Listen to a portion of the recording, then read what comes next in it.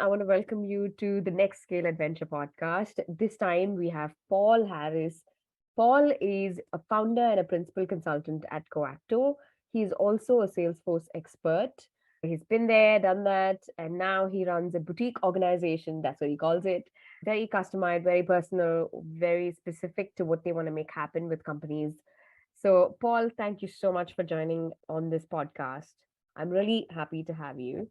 So, Paul, maybe you can tell us what you do, just a little bit of background about yourself, maybe, and Coacto, and also tell us who do you work with?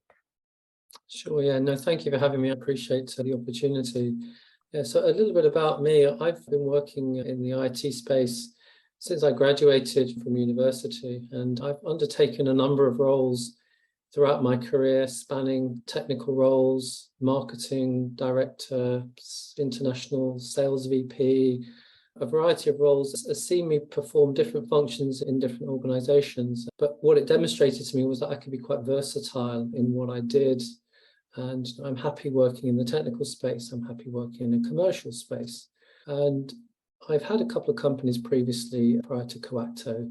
And Coacto came to me really as an opportunity. I was an independent consultant. I was doing business consulting, Salesforce.com implementation consultancy. And I got hired by an organization. They tempted me to be hired by them, I think it's fair to say, to go and work with them. And I did off the back of a couple of successful delivery projects for them.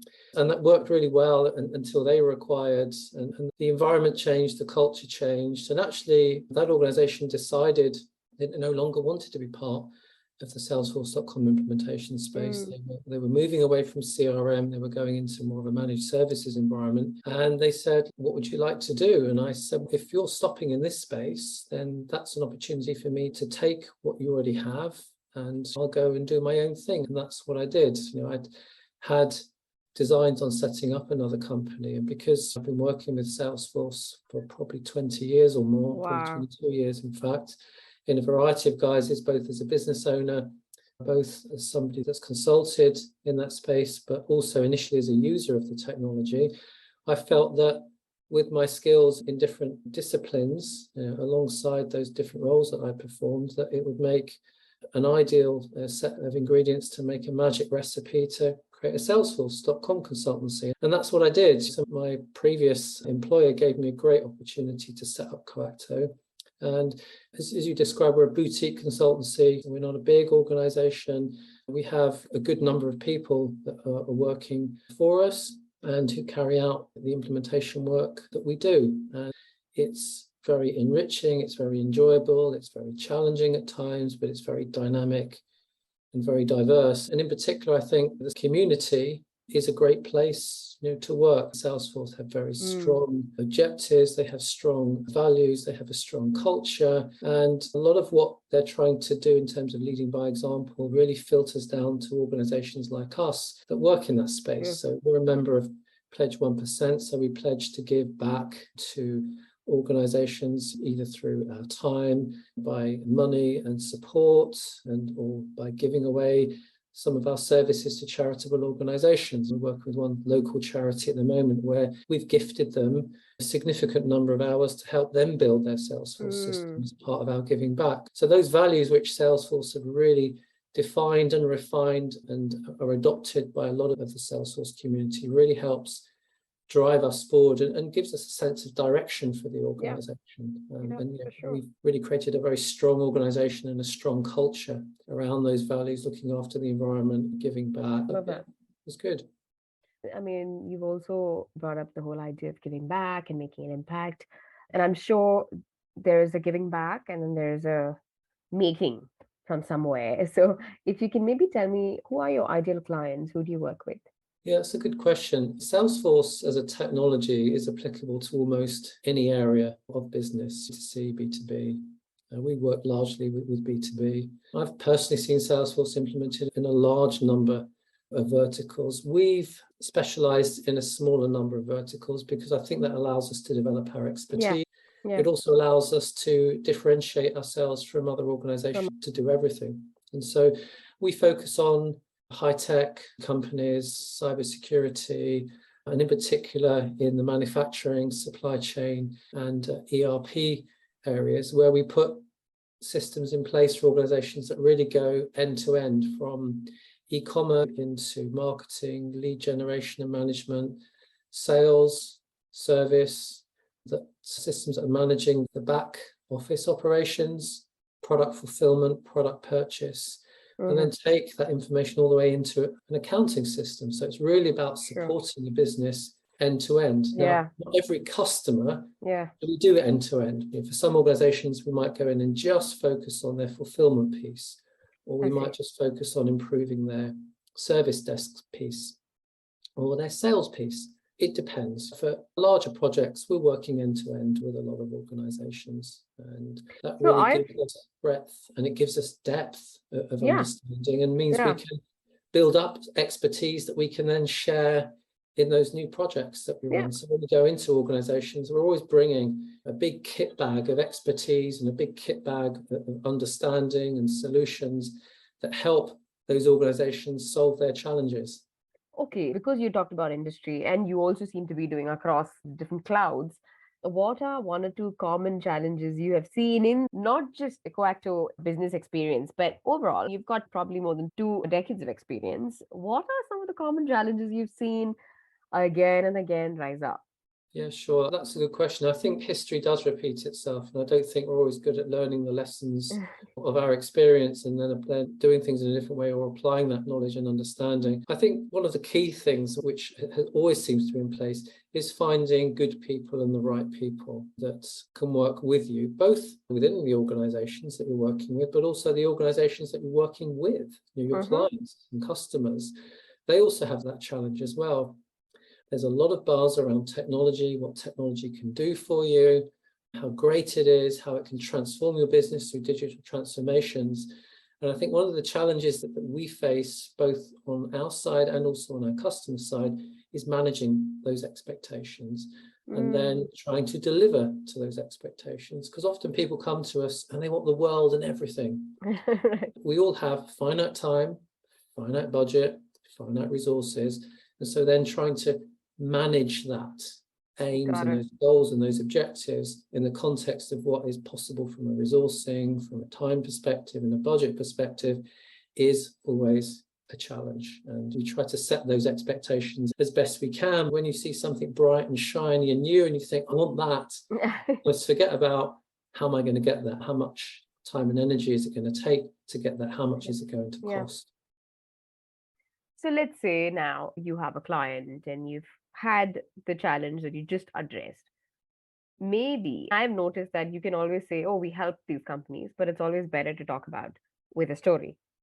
If you have a client story, you don't have to mention the client's name or exact problem that you solved, the story about how you've been able to solve one of the challenges in the common challenge category.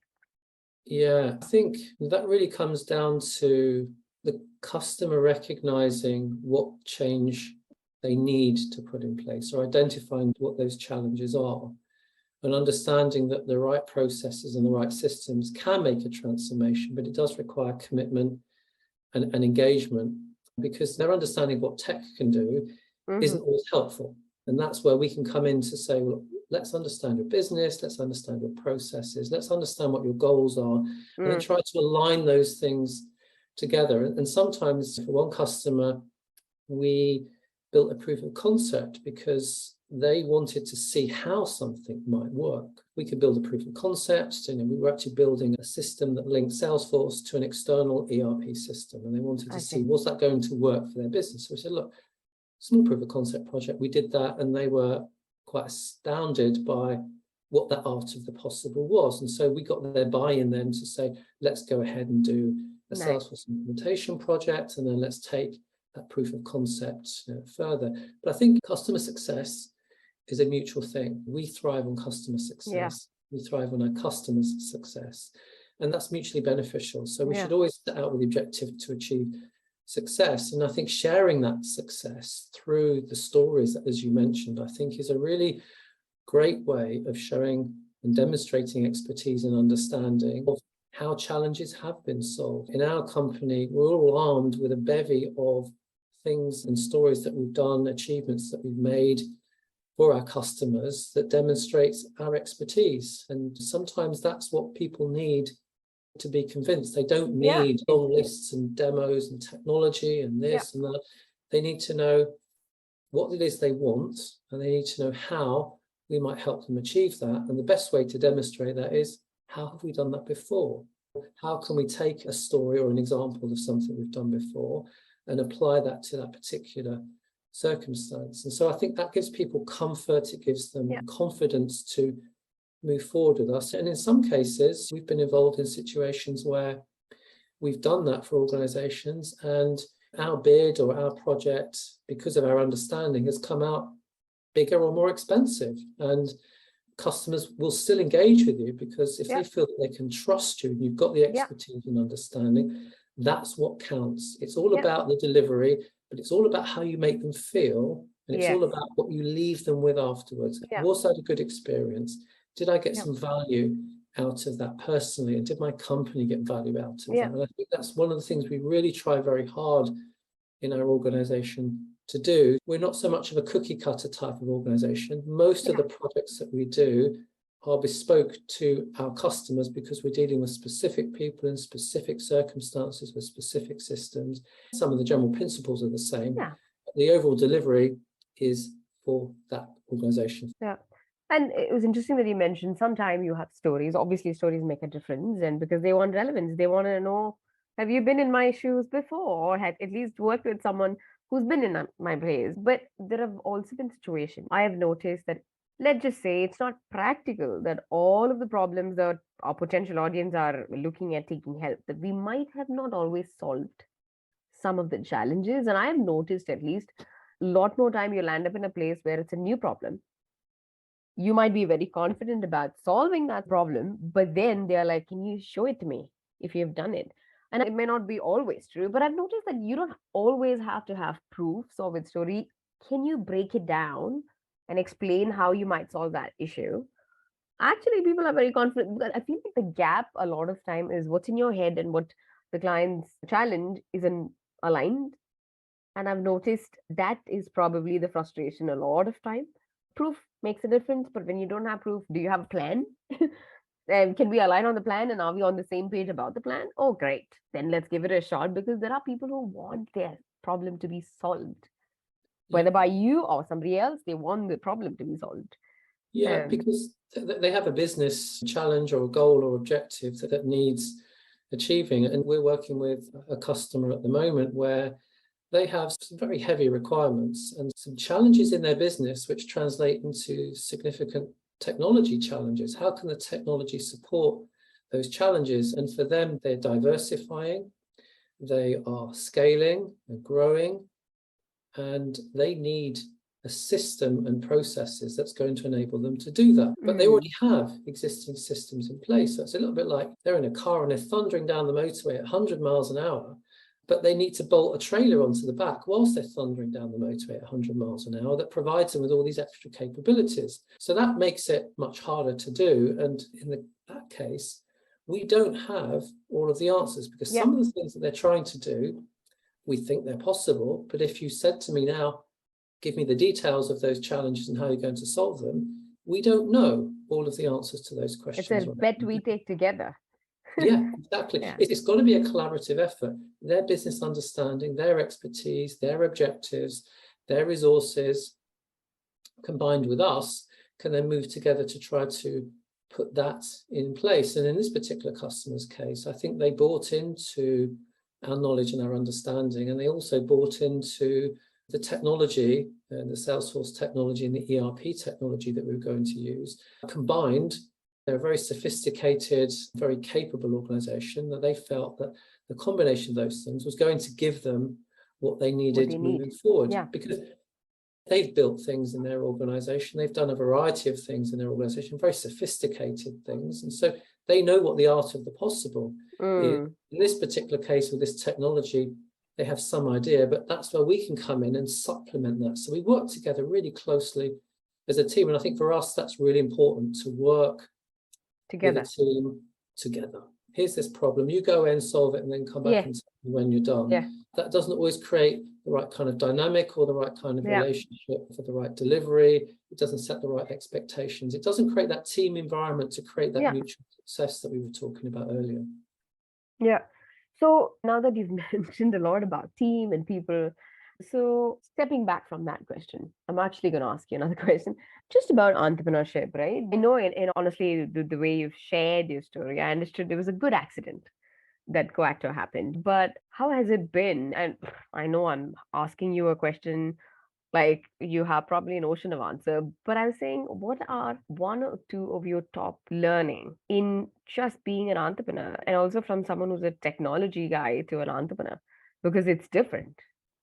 What is the one advice you would give to your younger self who's making that shift from being a technical person to an entrepreneur or to a business? That's a great question, Selvi. I think the important thing is to recognize that you're always going to be learning. And there are things that you don't know, things that you won't know, and you'll be faced with those situations, sometimes on a daily basis. And it's important to recognize that things that you don't know help you grow, they help you learn, and they help you push boundaries. And if you just stand still and let the grass grow under your feet, it's easy to become complacent, it's easy to have fear, it's easy not to take those sometimes difficult steps and sometimes difficult decisions. But I think it comes back to trusting your instinct. One of the things I think I've learned, particularly in the last couple of years, is I've got a strong instinct, and my instinct is usually right. And when I've gone against my instinct, I reflect back and think, perhaps I didn't quite make the right decision. And so I know some people say, oh, what's instinct anyway? You need to put a plan in place, you need to write it all down, and you put the pros and the cons, and you figure it all out. Mind is a very powerful instrument, and we carry an awful lot of knowledge and understanding in our mind. And I think that those instinctive thoughts, that sort of subconscious processing that takes place is hugely powerful. And sometimes I will look at what my instinct is telling me. And it's like a heart and head thing, isn't it, really? I look at what my heart is telling me, I look at what my head is telling me, and I'll try to then balance up. And more recently, I'm going almost exclusively with my instinct. If something doesn't feel right or something feels right based on my instinct, I think that's a good decision. But I back that up, of course, to make sure that if I need some learning or I need some understanding to support that decision, to justify that decision, of course, I'll do that. But I think that would be the one piece of advice. Learning and instinct are vital tools in your armory. And you won't always know the answer to every question. You can't. But that's where you build a team and you build an organization to help you in support of that. I honestly believe that was a very encouraging answer, to be honest, Paul, because I think, yes, there's instinct, and yes, you also need a plan. And you may have both, and the plan might not go the way you want to at the end of the day. To be able to learn and to be able to keep at it and learn, and as long as you're learning, it's a win. I thought that was very useful advice as well.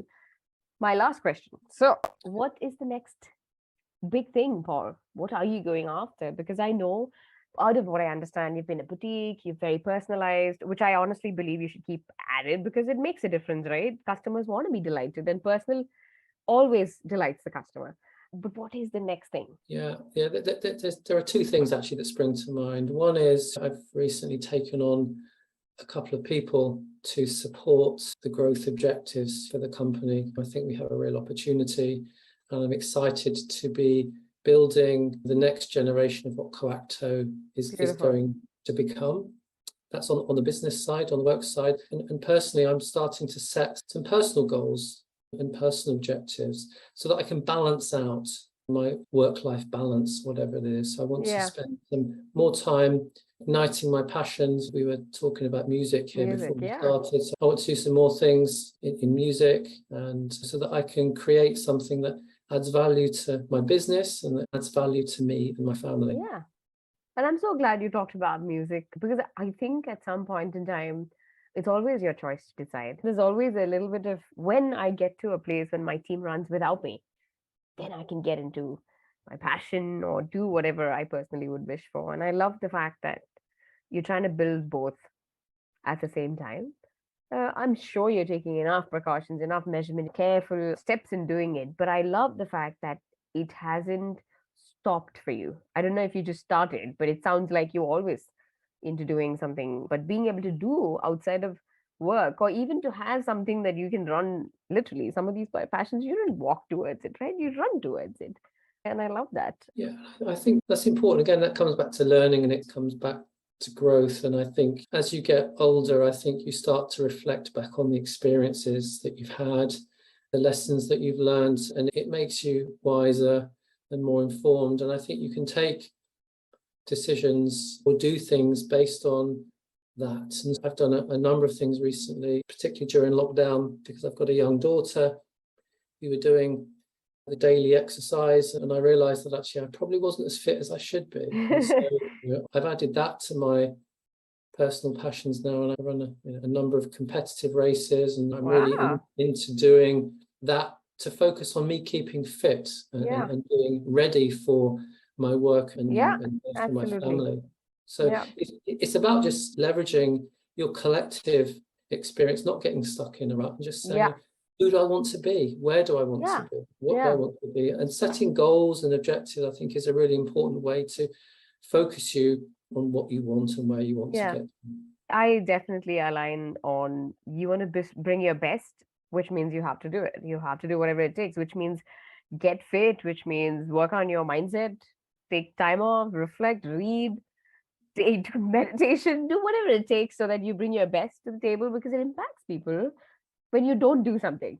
When you do something, it impacts. But even when you don't do something with the roles that we get to play, I definitely do a lot of fitness stuff just because I feel like I'm going to bring my best.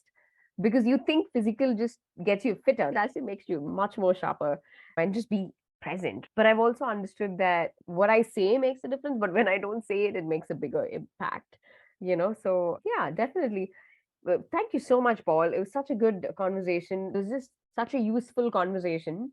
I loved all of our conversations, different ways. It's been a true pleasure having you on the podcast, Paul. I appreciate it. Thanks very much for the opportunity, and thanks for some great questions and the opportunity to share some of what makes me and makes Coacto hopefully good in what we Yeah, do. for sure.